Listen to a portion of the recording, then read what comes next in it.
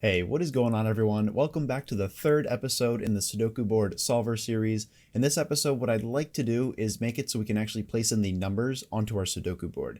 This is going to be really easy, so let's get started. So this is where I believe we left off in the last video. You could click on the game board and the corresponding row and column along with that cell that was clicked were highlighted. What I'd like to do is probably raise up our board just a little bit so it's flush with this top part of our app, and then add in that row of numbers 1 through 9. So when we click on a cell, you could click on, let's say, the number 5, and then the number 5 would be placed within this cell here. So to do that, really easy. All we have to do is get rid of this first constraint right here to bottom of. So we get rid of that, and you'll see that our board snaps up to the top.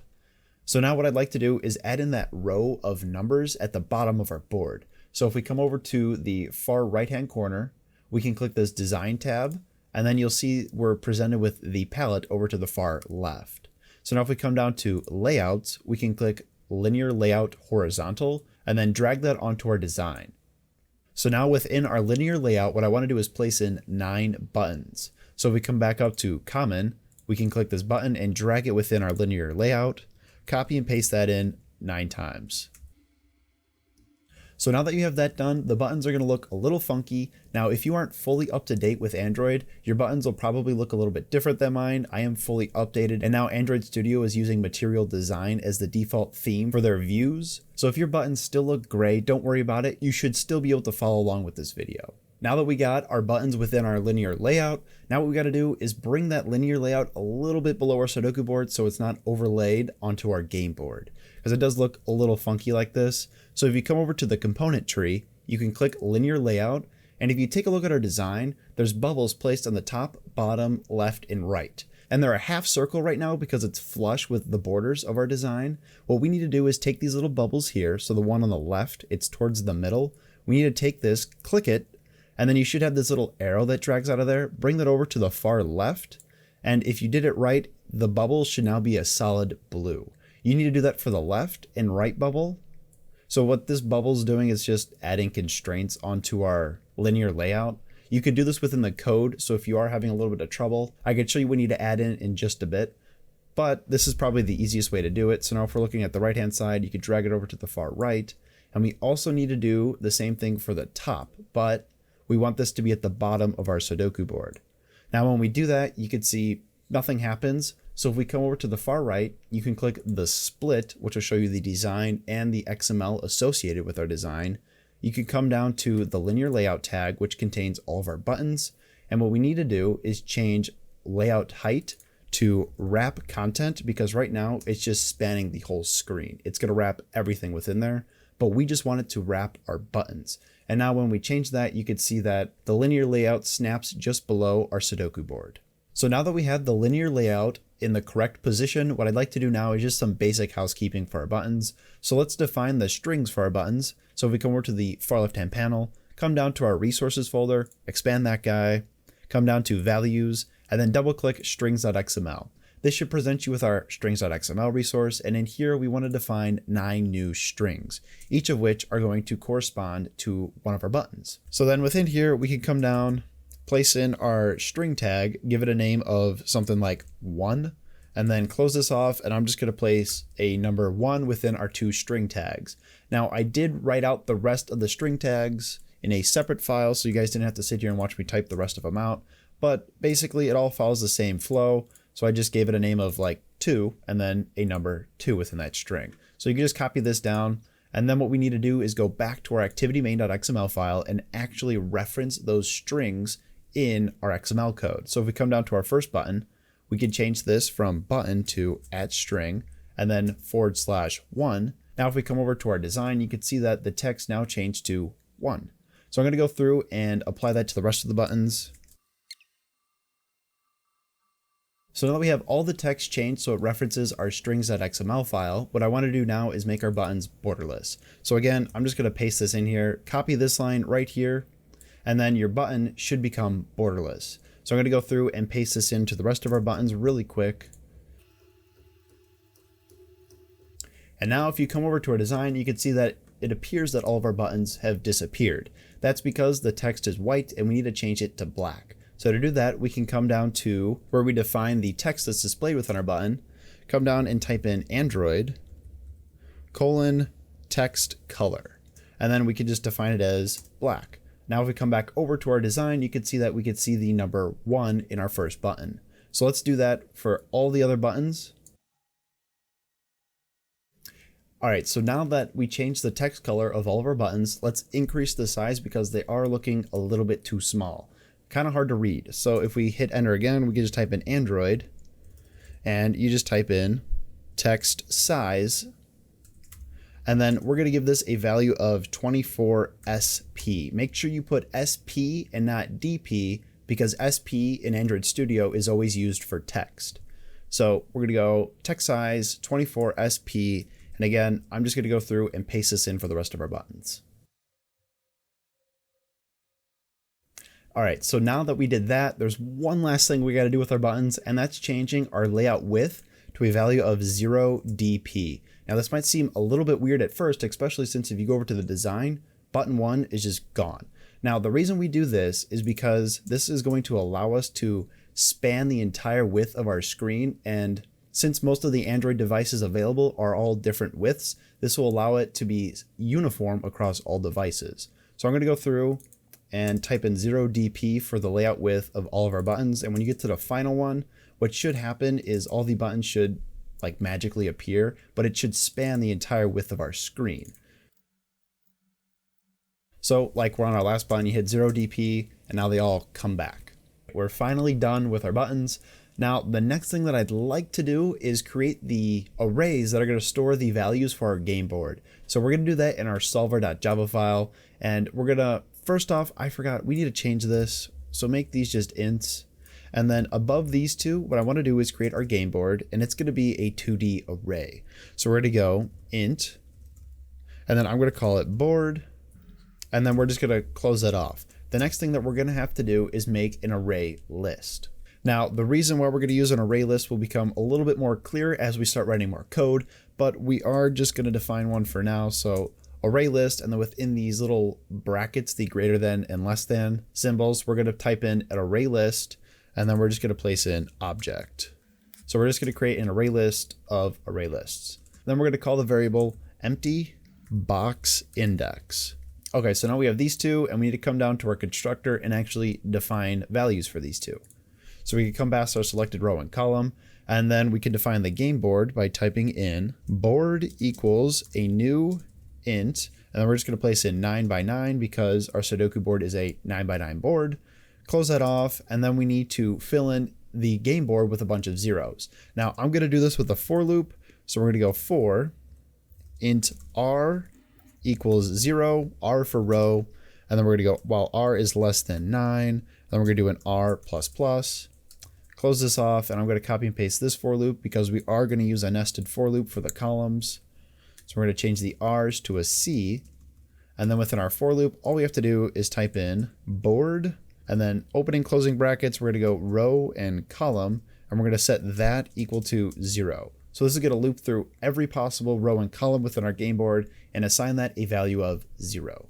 And then we need to define a value for our empty inbox variable. And what we're going to do for that is type in empty inbox and set that equal to a new array list, and then close that off. And we should have our two variables all set up now. All right, so we have these two variables defined, but what do they mean? So I'm going to copy and paste this in a little bit to help explain. Let's go past, let's place it above here. So here's our game board. So this is what our for loop is generating. So our game board is going to be composed of a bunch of zeros, and then as the user places in values, so let's say they click this row and column here and they place in a 5, right? What's going to happen when the user presses the 5 button, so let's say he presses this button out here. When he presses that, a 5 is going to be placed into our board. Now what the empty box index is going to do is going to store all the rows and columns of these zeros. So if this is the board that the user typed in and they clicked solve, every 0 within here would be assigned a row and a column within this empty box index. But this 5 right here would not be. So to do that, we need 3 methods. One that can go through our game board and can identify a 0 within there, and then find that row and column and assign it to some new array list within this empty box index array list. And then we're going to need a method to return our game board and one to assign a new position within our game board. So to start off, let's create the one that's going to extract the rows and columns of an empty box. So we're going to type in private void, and then I'm going to call it get empty box indexes. So I'm going to copy and paste that to type a little bit less, tack on a little s here, and then we'll close this off. And within this method, what I want to do is have two for loops. So I'm going to copy and paste the ones that we created in our constructor. And what these for loops are going to do is iterate through our game board and identify 0 values, which would be an empty box on our Sudoku board. So if we type in if this.board, the corresponding row and column, if that equals a 0, then we're going to need to add a new array into our empty box index array list, and then assign that new array a row and column within it. So to do that, we're going to go this.emptyboxindex.add, and we're going to add in a new array because our empty box index is composed of array lists. So we're going to type in new array list, close this off, and then we're going to type in this.emptyboxindex. And now what we have to do is grab this new array that we just added to our empty box index. So to do that, we're going to type in this.emptybox.get, and now we have to refer to the very last array list because when we place this in, it gets tacked onto the very end. So we could type in this.emptyboxindex.size -1. So this is going to grab the index value of the last element, the one that we just placed in. And then we can type in .add, and we'll add in the corresponding row. So if that's a little bit confusing, drop a comment down below and I'll explain it a little bit differently. But I'm going to copy and paste this line right here and change the R to a C. So now when our for loop finds a 0 here, it's going to create a new array list that's going to be added to this variable here. And then it's going to find that array list that we just created, assign a new value within that array list, the row and column, which we'll extract later for displaying the correct color on our number. So now we have this method all set up. What we need to do now is create another one that's going to set a new number position within our board. So if we come down past our empty box indexes method, we could type in private void, and then we're going to go set number position. And then this is going to take in a number. So we'll use this a little bit later on, but this is going to update our game board with a new number that the user wants to add into the Sudoku board. So to do that, the first thing we're going to need to do is make sure that the user actually clicked a row and a column. So if you remember in our constructor, we defined our default values for our row and column as -1. So if the user presses a button and our row and column is still -1, we don't want anything to happen. So to weed that possibility out, we're going to go if this.selectedRow does not equal -1 and this.selectedColumn does not also equal -1. Now there is another thing that we have to take in consideration, and that is what happens when the user makes a mistake. Now we're not going to code in a delete button. What I'd like to do is make it so if the user clicks the same button twice, it removes that value and replaces it in the game board with a 0. So to add that functionality into this, we can type in if this.board, and then we'll go this.selectedRow and this.selectedColumn. So if that happens to equal the number that the user clicked, then we want to replace that value with a 0. So I'm just going to copy and paste this line of code right here, and then we'll modify it a little bit to make it so it changes the value to a 0. But if that's not the case, so we'll go else, we want to set the board to whatever the number the user wants. So now this method is going to have the ability to update our game board. Now the last thing we have to do is create one of our getters for our game board. So all we have to do is type in public. We're going to return an 2D array. So int, open closing brackets twice, and then we're going to call it get board. And all we have to do is return this.board. So now we have our 3 new methods created. All right, so now that we have that done, we need to add in 2 new attributes for our Sudoku board, the default text color and the solve color. So this is going to be the color of the numbers that the computer is going to add into the game board. So if we come over to the far left-hand panel, you can come down to Resources, Values, and then come down to the adders.xml file, and that should open it up for you. And we need to add in 2 new attributes. So I'm going to come past the ones we've already defined in this series. I'm going to go adder. We're going to give it a new name. I'm going to call it letter color. And then the format is going to be a color. Close this tag off, and we're going to need to add in one more. It's going to be adder. I'm going to call it letter color solve. And then again, it's going to be a format of color. So there's our 2 new attributes that we're going to have to define within our XML, but we also need to come over to our Sudoku board.java file and extract those from our XML and place them within a variable within our Java code. So to do that, we're going to come down here, type in private final int, and then what do we call it? So the first one was text color. I'm going to copy and paste that into here. And then we're going to go private final int again, and I'll go back to the adders file and then copy and paste this guy, just to avoid typos. So we have the colors here. Now we're going to come down and define a paint for our letters. So if we come past these paints, we can go private final paint, and then I'm going to call this letter paint. Set that equal to a new paint. And now there's one last thing we're going to need to add in, and that's a rectangle object. So why are we adding this in? When we draw the numbers onto our Sudoku board, it's very difficult to grab the correct height and width of our text. And we're going to use this rectangle to grab the height of our text. So we're going to go private final rect. I'm going to call it letter paint bounds, and then set that equal to a new rect. Now we have those 4 new variables set up. What we need to do now is extract those values, the letter color and the letter color solve, from our typed array. So we could type in letter color, set that equal to a, which references our typed array, dot get integer, and then we're going to go r.stylable dot Sudoku board, and we're looking for letter color. So hit enter and then give it a default value of 0 just in case it can't find it. And we're going to do the same thing for letter color solve. So type in letter color solve equals a.get integer r.stylable dot Sudoku board, and now you're looking for letter color solve, which is towards the bottom for me, and again default value of 0. So now we've extracted the value that was defined within our XML and assigned it to the letter color variable and the letter color solve within our Java code. All right, so now let's create the main method for this video, which is the draw numbers method. So I'm going to come past, let's come past the onTouch event, and we're going to define this method here. So I'm going to go private void, and then I'm going to call it draw numbers.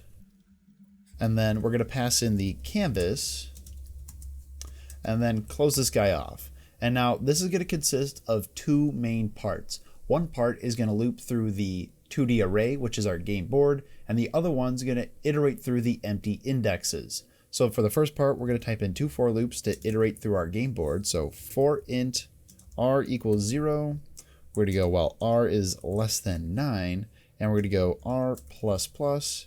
And again, I'm just going to copy and paste this for loop to nest it within the next one, but change the r to a c for column. And then what we want to do is check to see whether or not the corresponding row and column is a 0, because we want to work with that from our empty box indexes. So we're going to go if the solver.getBoard. So this is that method that we created previously. And then we're going to go row column.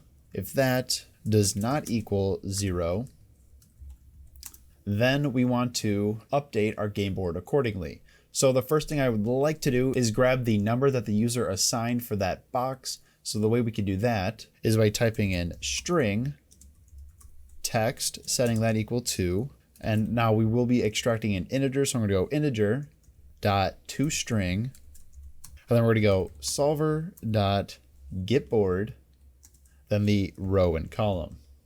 So this is going to grab that value that was assigned to our game board and convert that into a string and store it into our text variable here. So now what I'd like to do is grab the width and height of this number. So we could type in float, and then we're going to go width, comma, height to create these 2 float variables. And now this is where the rectangle that we defined above is going to come into play. So we could type in letter paint, dot get text bounds, and now we have to pass in 4 things into this get text bounds method. So we're going to pass in our text, comma 0, comma text dot length, and then we're going to go letter paint bounds, which is the rectangle that we defined above. And then we can use that to grab the height of our text.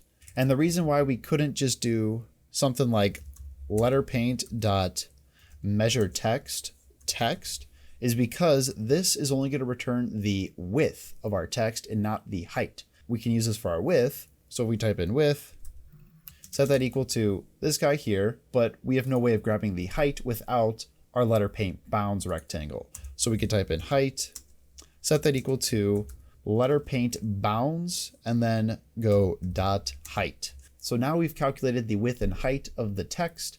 And what we need to do now is center that onto one of our boxes on our Sudoku board. So to paint the number onto our Sudoku board, we're going to need to use the canvas.draw text to actually place that number onto our Sudoku board. And this is going to look really similar to our color cell method that we created here. So if we come back below where we defined our width and height, we could type in canvas.draw text. And then within here, we're going to pass in our text.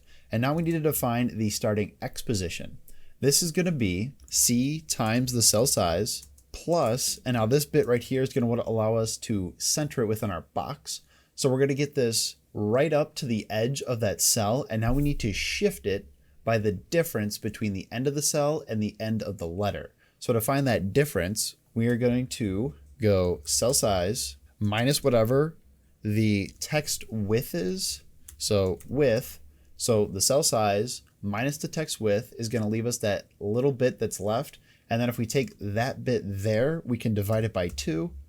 And that's going to allow us to shift our text just a little bit to center it along the width.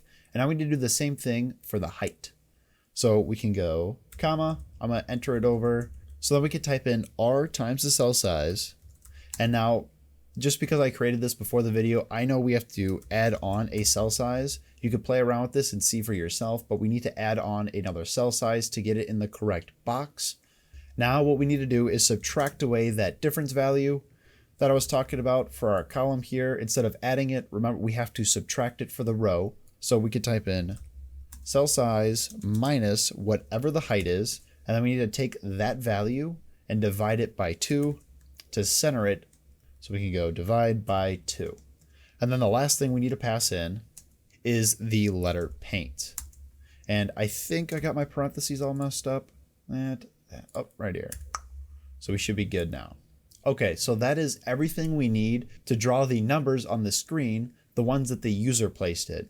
Now to place in the numbers that the computer's going to place in itself when it's going through and actually solving the board, we need to do things a little bit differently. We need to reference the empty box indexes, so those 0 values that were left in our game board after the user pressed solve. So to do that, we're going to come past our for loop here, and this is going to be the second part of our code.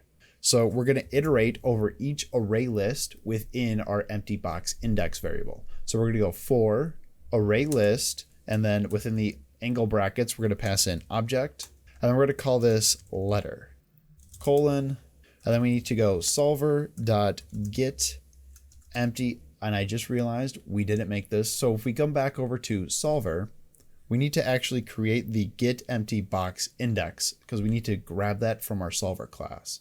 So for now, I'm going to type in get empty box index, and we need to actually go over to our solver class and create this method. So let's close this off, and then we can head over to the solver class and create this last method.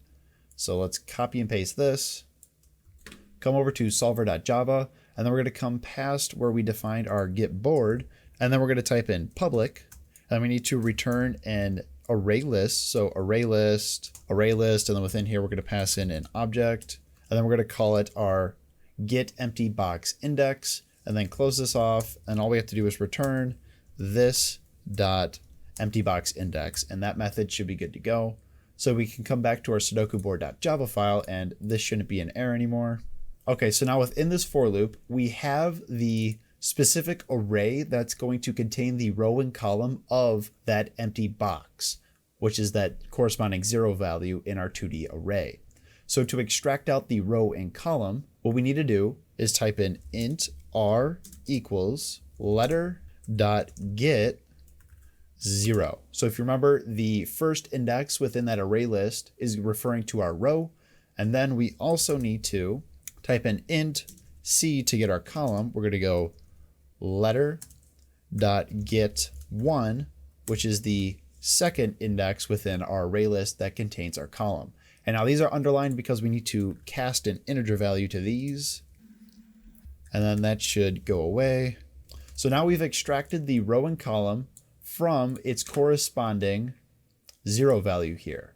So now that we have the row and column, we could do the exact same thing that we did up here. So I'm just going to copy and paste this. And if you are going to use this application for further development, what I would do is go out and create a new method, because we are just going to copy and paste this code just to save some time in this video and make it a little bit less confusing. So I would take this code and place it into a new method and just use that because we are repeating code. But these are going to grab our rows and columns and then extract that value from our game board and go through and update the graphical portion of our Sudoku board. Now there are two things that I did leave out. We need to define a text size for our letter. So we can type in letterpaint.setTextSize. And then I'm going to give it a text size of whatever our cell size happens to be. And then what we need to do is, after this first portion of the method, we need to change the color of our text. So we could type in letterpaint.setColor. And then we're going to set the color to our letter color solve. All right, so now this method should be good to go. So now that we have our draw numbers method, we need to add this into the onDraw. So if we come up, we find our onDraw method, we can define our text color first. So if we type in letterpaint.setStyle, we'll go paint.style.fill. We could come down and type in letterpaint.set anti-alias to true, and then we could set our color. So letterpaint.set color to, what do we call that one up here? Letter color. So we'll copy this, throw it in here, and now that should set the initial color to whatever you define in your XML. Then we're going to come past our draw board and we're just going to type in draw numbers, pass in our canvas, and now that should be all set up. And now what we have to do is come over to our main activity and actually create methods that's going to execute the set numbers method that we created within our solver class, so that when we press a button, a new number will appear on our Sudoku board. All right, while I was taking a break from recording this video, I did find 2 typos, so I'd like to fix those before we carry on. So if you come back down to the draw numbers, I typed in row and row. It should be row and column. And don't forget, we copied and pasted this code, so we have to change it twice. So row and column, and then if we come over to our solver class, we come down to set number position. This is referring to the row, but not the index value of that row. So we need to type in -1 for all of these, and then we should be good to go for now. And then after this, what we're going to do is come over to our main-activity.java file and set up our on-click events for all of our buttons. So within our main-activity.java file, what we're going to do is come past our onCreate, and I'm going to type in public void, and I'm going to call it btn1press. And then for this, we're going to pass in a view, and I'm just going to call it view. And then within here, what we're going to do is type in game board. Now, we haven't defined this yet, but I'm going to call it game board solver dot set number position. And we're going to set that number position to a value of 1. Then we're going to go game board. And again, we haven't defined this variable either yet. And then we're going to go invalidate. And if you remember the invalidate method, what this does is it refreshes or redraws our Sudoku board. So now we have to come up past our onCreate method and define those 2 new variables. So we could type in private Sudoku board, game board, and then we'll come past that, type in private solver, and we'll create a new solver. So game board solver. And then these 2 errors go away, but now we need to actually link them up within our onCreate. So if we type in game board equals our find view by ID, r.id, and if you remember from the beginning of this video, I gave my Sudoku board a ID of Sudoku board. Then past this, we can actually grab the instance of the solver that was assigned to our Sudoku board and set it to this solver variable here. So we can type in gameboard solver is going to equal our gameboard.getSolver, and I don't think we've created this method yet either. So if we come back over to our Sudoku board.java file, come all the way down past our drawBoard method, we can type in public solver, and then we can type in getSolver, pass nothing in here, close it off, and then we're just going to return the instance of the solver that was used. And then we should be good to go on this end here. Now I'm going to go through and create the rest of the on-click methods for each of our buttons, and I'm going to keep the same naming scheme as well.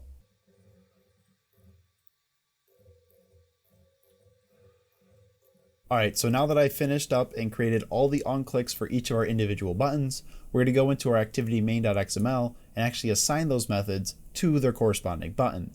So if you remember, we can come over to the far right, click the Design tab. I can come down to our Design, click this number 1 button, and then if you come over to the onClick method, so coming over to the Attributes panel, you can scroll down and look for onClick, find this drop down, and then you're just looking for the button press 1. So this method right here, and then that's going to assign this onClick method to its corresponding button, and we're going to go through the rest of the buttons, so 2 through 9, and do the same exact thing. So I'll be back. Alright, so once you have all the buttons linked up to their corresponding on-click event, you can finally come up to the play button and run it to test your program. So once you run this, you can click one of these numbers and you can see the number 1 will be placed within the cell. We can come here and place a 3. Oh, okay, hold on. I totally messed this up. Hold on. So we come back over to main activity. You can see I'm placing in the number 1 for every single one. So I'm going to go through and change these real quick and we should be good to go then. All right, so I went through and changed all the numbers to their correct values. Let's come back up and click the play button. So now it's finally loaded up and we should be good to go. So you can come through and place in a bunch of numbers here. And one thing that I do find that's nice is you can replace these values here. And if you click the same number, so in this box that has a 7 assigned to it, if I click the 7, it'll disappear. So if you do happen to make a mistake when you're typing in your Sudoku board, you can erase it, and we didn't need to code in a specific delete button. Alright, so that's all I have for this video. As always, if you guys have any questions, just leave a comment down below. This was a fairly complex tutorial, so please don't hesitate to leave a comment. I'll be more than happy to help you out. If you did make it this far in this video, thanks for watching. Don't forget to like and subscribe, and I'll see you guys in the next video.